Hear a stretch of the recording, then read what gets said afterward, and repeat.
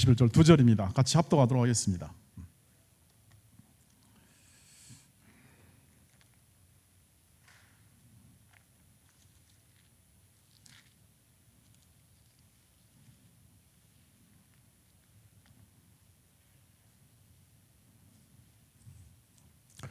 네, 좀 통역해 줄 때 뒤에 앉아서 귀에다 살짝 얘기해 주세요. 네. 너무 크게 하면 여기 방해가 되니까 뒤에 앉아가지고 살짝. 자, 이제 함께 같이 합독합니다. 다 같이 읽습니다. 시작. 우리 가운데서 역사하시는 능력대로 우리가 구하거나 생각하는 모든 것에 더 넘치도록 능히 하실 이에게 교회 안에서와 그리스도 예수 안에서 영광이 대대로 영원 무궁하기를 원하노라. 아멘. 네, 이 오늘 본문은 앞에 있는 그 14절부터 계속되는 본문입니다. 주보에 그렇게 이제 풀어서 메시지 성경으로 써놨는데 이 기도의 마지막 부분이죠. 그럼 앞에서 무슨 기도를 바울이 했는가? 성도를 위해서 기도하는 기도 내용은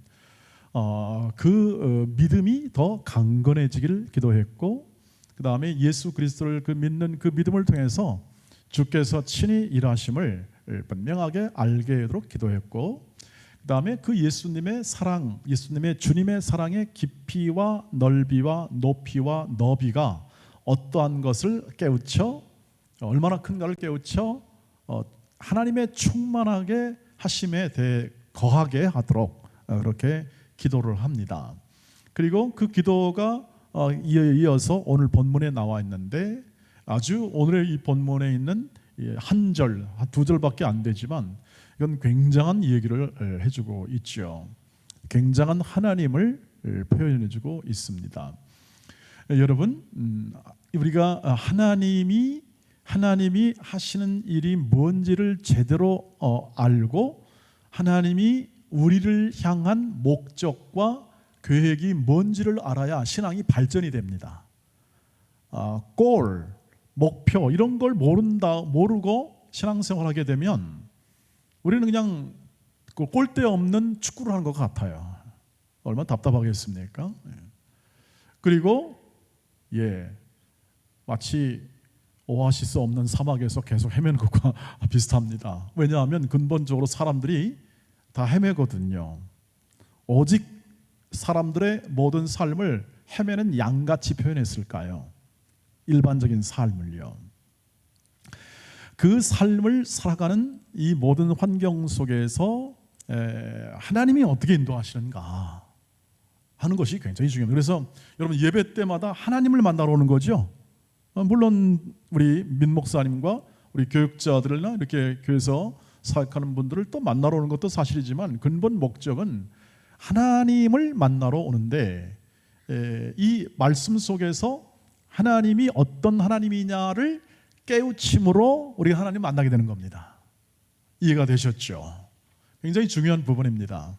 우리가 하나님을 만나러 왔는데 그 다음에 하나님이 누군지를 모른 채 그냥 가버리면 그건 만난 게 아니죠. 인사만 하나님 안녕하세요 인사 탁 한 다음에 그다음에 아무것도 깨닫지 못한 채 그냥 가버린다.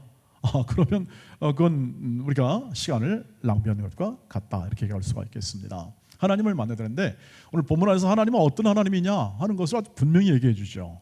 20절 말씀 다시 한번 봐요. 어떤 하나님이신지를 분명히 알게 되는데, 우리 가운데 역사하시는 능력, 여러분 저와 여러분 가운데 역사하시는 능력, 성령의 능력입니다. 이것은 현인데 능력이 있어요.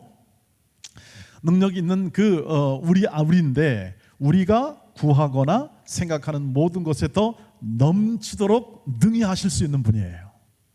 내 생각과 내 모든 바람이나 소원보다 훨씬 크신 하나님이에요. 청년 여러분, 그 하나님이 여러분 안에 계십니다.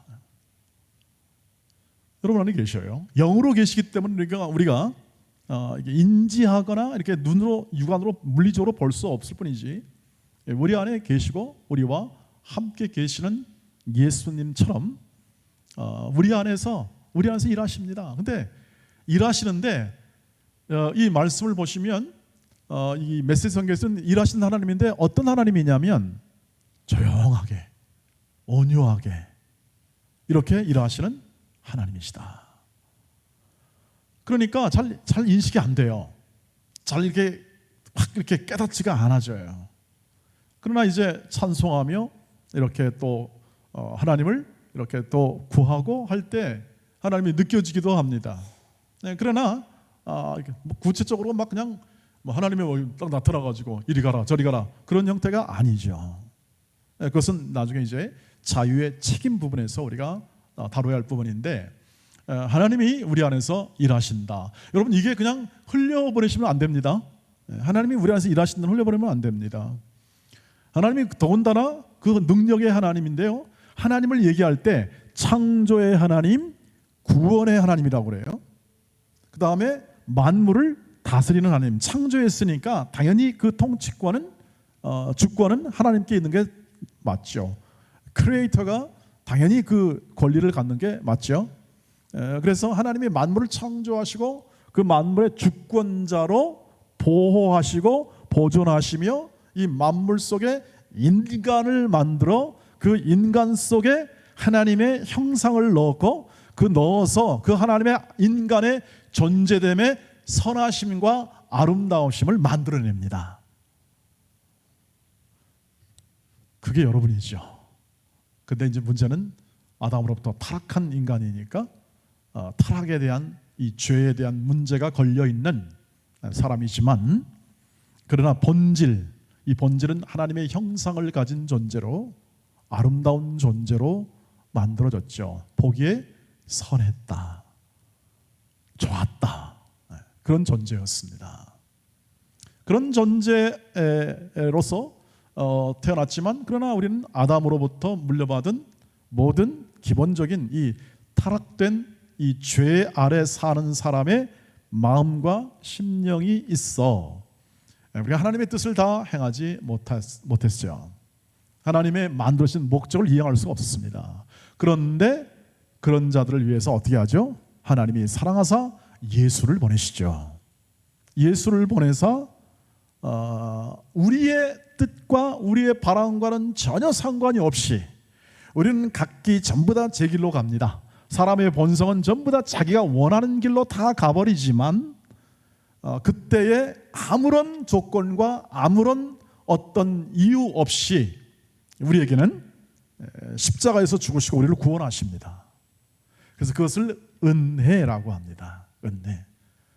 우리가 은혜 받았다 그러면 마음에 감동됐다라는 것이 은혜긴 하지만, 지금은 본질적 은혜는 뭐냐 하면 내 뜻과 내 바람과는 상관없이 하나님이 우리를 사랑하사 우리를 구원하시는 겁니다.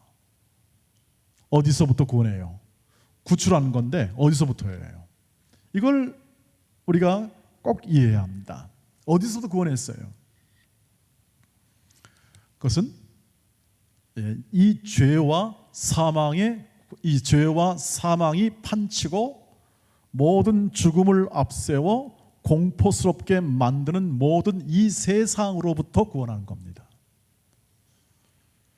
그래서 이 죄와 사망이 다스리는 모든 역사하는 모든 세상이죠. 지금 현실하는 모든 세상, 우주까지를 포함해서 모든 현실 속에서 우리를 어떻게 합니까? 건져내십니다. 근데 여러분 느낌이 있어요? 건져냈다.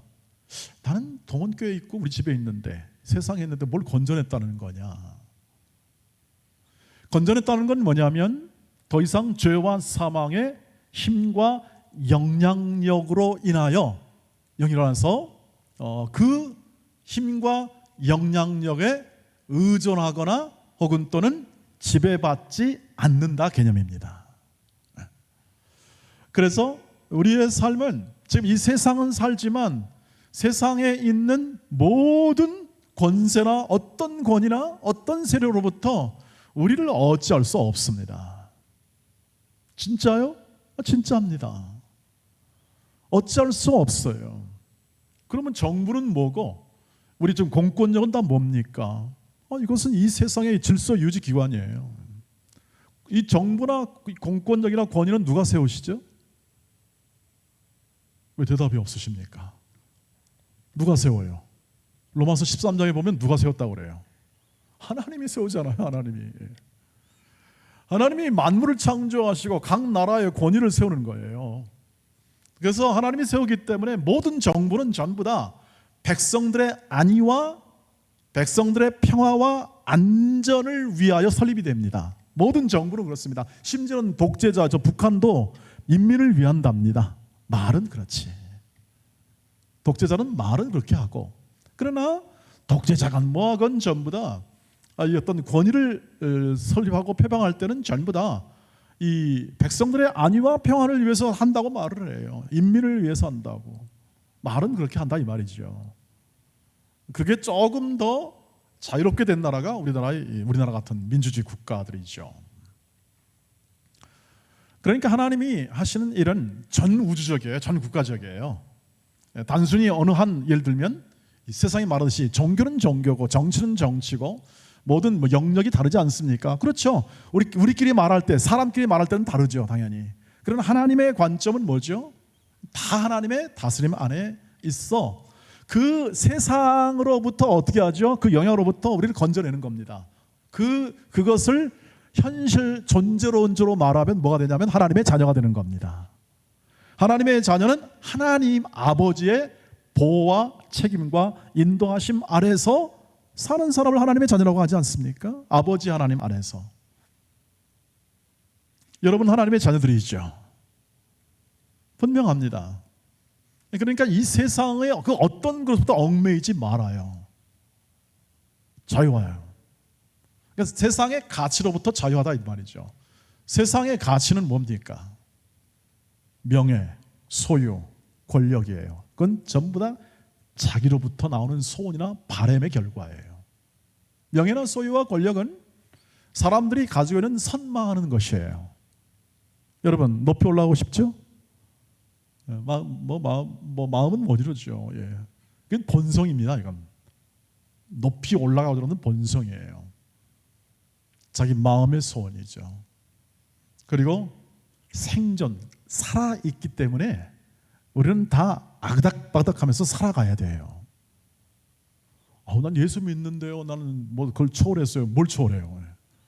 살아가야 되는데 이 현실 속에서 사는 것, 이것이 하나님의 자녀들 속에 담긴 기본적인 삶의 본성인 내용이에요. 하나님이 절대 그런 삶을 뭐 타락한 인생을 뭘 그걸 사냐 그렇게 하지 않아요. 혹 어디서 뭐 들었을지 모르겠습니다만 이 세상 타락한 이 세상 속에 뭐 살아가는 게 이게 시간 낭비 아니냐? 시간 낭비 아닙니다. 왜 이것이 시간 낭비일까요? 지금 살아가고 있는데. 중요한 건 이 세상과 이 세상이 주는 모든 영향력으로부터 우리는 결국 구출을 받은 거예요. 그게 무슨 뜻이냐면 이 세상으로부터 살아가는 삶의 모든 결과는 뭐예요? 죽음이에요. 이 죽음을 면할 길이 없어요. 한 번 죽음으로 다 끝나요. 모든 건 다 끝나요. 어른들은 죽음을 두려워하지 않는가? 그렇지 않아요. 두려워합니다. 그래서 애써 잊으려고 합니다. 잊으려고 해요. 저도 두려움을 느낍니다. 언제 죽을까? 이번에 수련회 갔을 때도 비행기를 저가 항공 비행기를 탔더니 볼만하더라고요. 진짜 그냥 짐짝처럼 그냥 때려 실어가지고 그냥 샹 가는데, 젊으면 좀 어떻게 감당할 것 같은데 나이가 들다 보니까 그냥 밤새도록 가는데 이걸 어떻게 감당을 해야 되나, 허리야 다리야 아이고 하면서 말이죠. 근데 거기는 각 교회 30교회 목사님들 타고 있으니 뭐 사고 나면 안 되잖아요. 기도하죠. 안 됩니다. 예, 그런데 여러분 두려움이 왜 없겠습니까? 그런데 하나님이 주신 약속이 있잖아요. 무슨 약속이 있습니까? 주께서 다시 오시는 날 어떻게 하죠? 부활 생명으로, 주님과 같은 부활 생명체로 어떻게 한다? 바꾼다. 그 약속이 있습니다. 세상은 어떨까요? 약속이 없어요. 누가 뭘 어떻게 말해줄 게 없어요. 여러분 세상에 죽음의 문제를 해결한 사람이 있었나요? 어느 철학자가 있었나요? 아니면 이제 AI를 통해서 영생을 얻을까요? 그게 사람인가요? 그건 아마 나중에 규정이 돼야 할 문제가 많게 될 겁니다. 아직 시작도 안 했는데 이제 시작했으니까. 네. 많은 생명 논리에 대한 윤리가 많이 논의가 되겠습니다만, 그러나 죽음에 대하여 답해줄 답을 얻을 수가 없어요. 여러분, 저와 여러분이 답이 있지 않습니까? 답을 가지고 있잖아요. 우린 부활 생명으로 다시 예수님같이 될 거다. 안 잡히시죠? 잘 안 잡힐 겁니다. 왜? 살아갈 날이 많은데. 근데 이제 나이가 드신 분들은 그걸 인식하기 시작합니다. 70대가 넘으면 그때부터는 언제 죽어도 이상하지가 않아. 언제 소천도 이상하지가 않아요. 왜? 제 나이 때도 지금 한두 사람씩 갑작게 급하게 이렇게 소천한 분들이 종종 있으니까요. 내가 얘기하는 건 뭐냐 하면 사람들은 답이 없습니다. 그런데 답을 얻는 거예요. 구출됐다는 건 답을 얻었어요. 그걸 믿느냐? 믿습니까? 부활장에 요한복음 11장 25, 26절 부활을 믿느냐 그랬더니 예 믿습니다 그랬는데 여러분은 어떠십니까? 목사님 모르겠어요. 정답이지. 지금 벌써 깨달아보면 하나님이 빨리 들어가실 줄 몰라. 천천히 되어도 됩니다. 근데 여러분이 일평생 이제 믿음 생활을 할 때는 이 문제가 계속 여러분 마음 가운데 다가올 겁니다. 답이기 때문에. 그것을 믿느냐. 이것을 믿게 되면 그 다음에 죽음의 문제가 극복이 되는 거죠. 두려움은 있습니다. 떨림도 있죠. 그러나 믿음으로 생각하고 믿음으로 바라볼 때 소망이 나오는 겁니다. 이거는 이것입니다. 하나님이 하시는 일, 하나님이 역사하는 일은 이렇듯 우리의 이해를 넘고 우리의 예측을 넘어섭니다. 우리가 걸어가는 길 속에 우리는 이 하나님을 믿고 살고 있는데 이 하나님을, 이 위대한 크고 위대하신 하나님을 우리가 스스로 축소하는 경향을 제일 경계해야 합니다. 축소, 하나님의 그 일하심, 하나님의 그 크신 일하심을 축소시켜요. 무슨 말이냐면 우리의 한계, 우리가 가진 연약함 이런 것을 가지고 내 소원이나 내 바람 정도를 만족시켜주는 하나님으로서만 생각해버리면 그건 하나님의 일하심을 굉장히 축소시키는 거예요. 세상은 이미 하나님을 축소시키잖아요. 그 증거는 뭐냐면 종교라는 영역으로 만들어버립니다. 하나님의 일하심의 터전을 종교로 축소시켜요. 하나님의 통치하심은 전 우주적인데 하나님은 그래 너희는 하나님 믿으니까 너희는 종교 영역 속에서 너희들끼리 알아서 해라. 정치는 터치하지 말고 괜히 나서지 말아라. 지금 그러는 거 아닙니까? 예를 들면 창조론을 믿는다고 정부 고위 그 장관 후보에 막 낙마시키지 않습니까? 그 뜻입니다. 그는 종교의 영역 속에 있을 사람이니까 이것은 공적 영역에 있을 수 없다라고 이렇게 다 배제시킵니다. 우리나라는 그렇지 않습니까? 우리같이 민주주의 나라에서도 배제시킵니다. 그래서 자꾸 축소합니다. 세상은 하나님의 영광과 그 능력을 축소하는 방향으로 갔죠. 그래서 우리가 세상과 똑같이 살면 어떻게 합니까? 축소가 되는 겁니다. 우리가 스스로 축소시키는 거예요. 우리도 예수를 믿어도 하나님의 그 영광과 그 능력과 은혜를 축소시키는 거죠. 그래서 어떻게 합니까? 오늘 이 말씀을 보십시오. 에베소서 5장 15절로 18절 말씀을 보십시오. 한번 읽어봅시다. 본문에 나와 있으니까 나중에 이제 2장 후에 이게 나옵니다. 왜 이런 말을 했는지가 나오죠. 시작. 그런즉 너희가 어떻게 행할지를 자세히 주의하여 지혜 없는 자같이 하지 말고 오직 지혜 있는 자같이 하여 세월을 아끼라. 때가 악하니라. 그러므로 어리석은 자가 되지 말고 오직 주의 뜻이 무엇인가 이해하라. 술 취하지 말라. 이는 방탕한 것이니 오직 성령으로 충만함을 받으라. 아멘. 자, 이 말을 들으면 딱 보면은 지혜롭게 살아야 돼. 맞아. 아멘.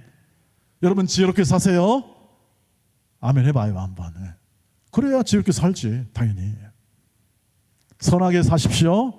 그럼 다 아멘입니다. 살아야 되는구나. 선하고 지혜롭게 살아야 되는구나. 근데 왜 이런 말이 나왔을까요? 때가 악하다.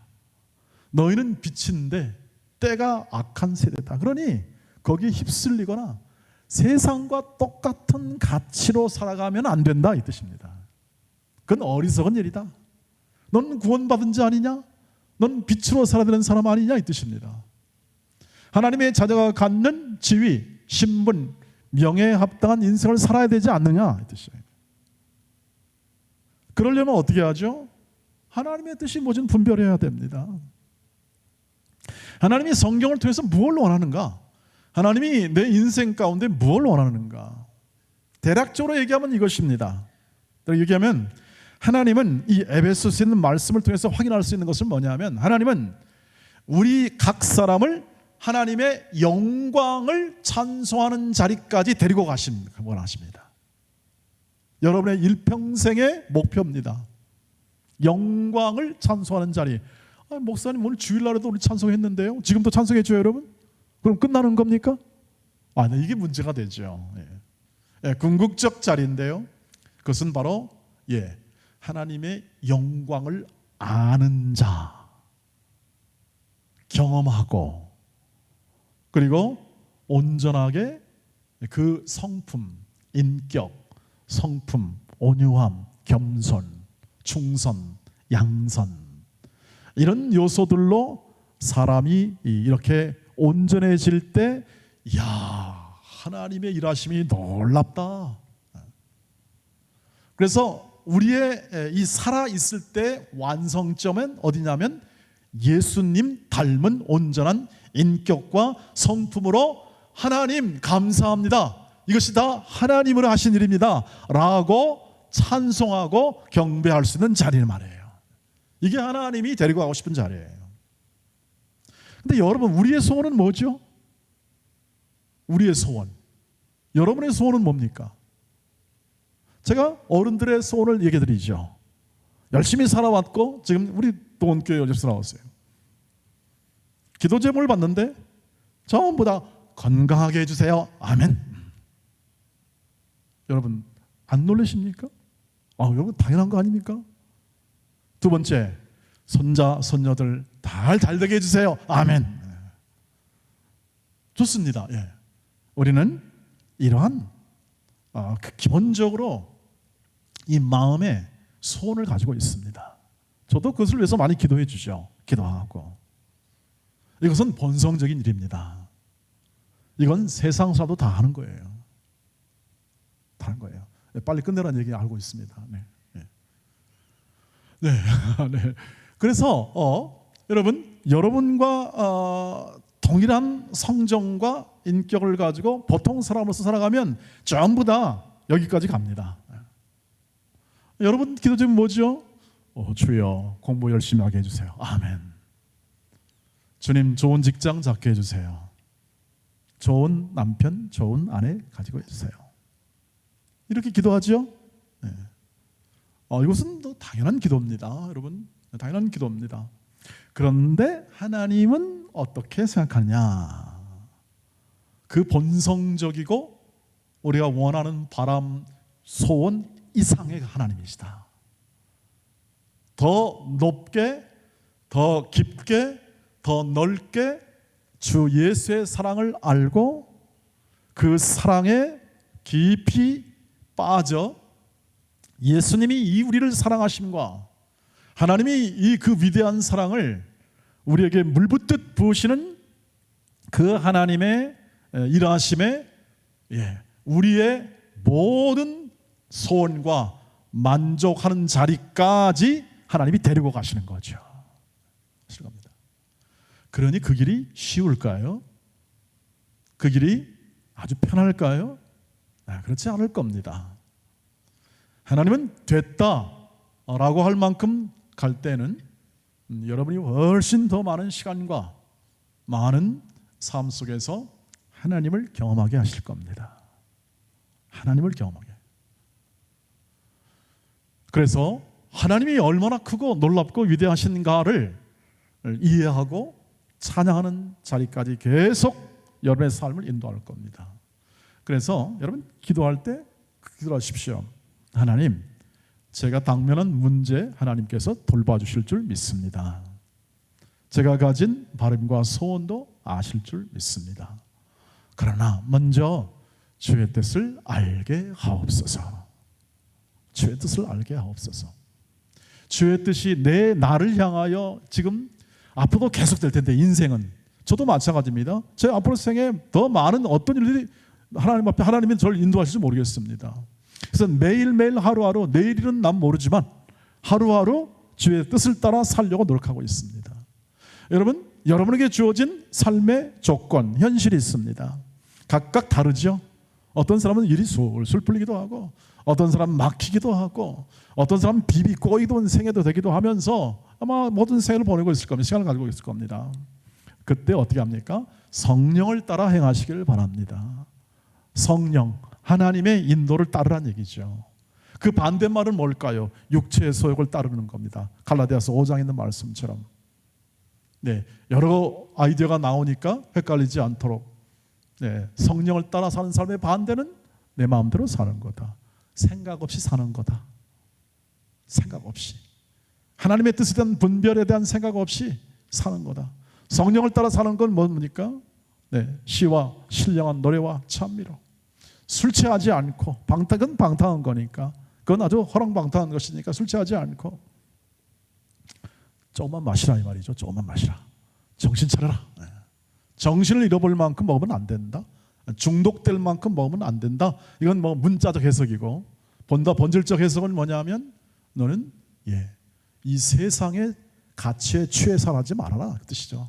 세상 가치에, 네 자신의 바람과 소원에만 만족하지 말고 너를 길러내시고 너를 영광의 자리까지 인도하시는 목적을 가진 주님이 어떻게 너의 이 현실의 삶 가운데 너를 인도하시는가, 너를 어떻게 지금 너를 세워내고 계신가에 대해서 주목하라 이거죠.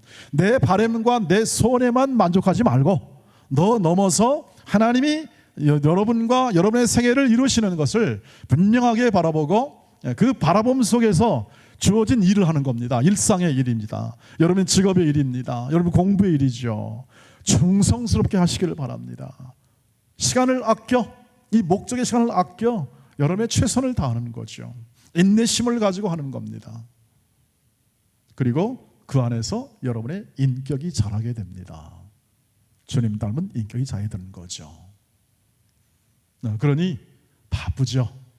바쁩니다. 정상입니다. 힘듭니다. 그러나 때로는 고난도 없죠. 뜻하지 않은 고난도 올 겁니다. 여러분 마음 많이 경험. 저도 죽을 고비를 3번 넘겼습니다. 제 개인적으로는 죽을 고비를 3번. 괜찮죠, 여러분? 아직 지금도 서 있으니까. 그러니 여러분 매주일마다 꼭 이 자리에 나오시기를 바랍니다. 살아있다는 증거예요. 내가 지금 우리가 살아있다는 증거고 주님과 함께 동행하고 있다는 증거가 됩니다. 그렇지 않겠습니까? 어른들은 나이 많으신 어른들은 예배당 와서 걸어오는 게 복입니다. 그렇지 않겠습니까? 못 걸면 집안에 계시는 겁니다. 방송 설교 들으셔야죠. 그러나 와서는 어떻게 합니까? 인격과 인격이 만나고 하나님의 일하심의 아주 구체적 현장 속에서 생생하게 그 삶을 살 수 있는 거죠. 그런 삶을 추구하시기를 주의 이름으로 축복합니다. 젊었을 때는 그래서 그 실력을 쌓는 겁니다. 하나님의 일하심을 분별할 수 있는 실력을 쌓으십시오. 여러분의 일터, 여러분의 공부하는 현장, 여러분의 실력을 기르는 현장 속에서 하나님이 나를 어떻게 인도하시는가 하는 것이죠. 결코 소홀히 시간을 보낼 수가 없습니다. 하나님이 시간을 지혜롭게 보내고 성령 충만함으로 보내는 것을 기뻐하십니다. 왜? 우리는 빛의 자녀들이고 우리는 하나님의 가족들입니다. 하나님의 자녀답게 명예로운 삶을 젊었을 때부터 힘있게 사시기를 주의 이름으로 축복합니다. 기도하겠습니다. 자비하신 하나님, 오늘도 하나님의 그 은혜의 손길을 따라 하나님이 우리의 생각과 우리의 모든 바람을 넘어 더 크고 놀랍고 그 영광스러운 일을 우리 안에서, 우리 교회 안에서, 우리 청년 안에서 행하실 줄 믿습니다. 그것을 바라보며 그것을 우리가 주목하고 하나님이 내 안에서, 내 모든 삶의 현실 안에서 일하심을 깊게 느끼고 경험하며 누리게 하옵소서. 예수님의 이름으로 기도하옵나이다. 아멘.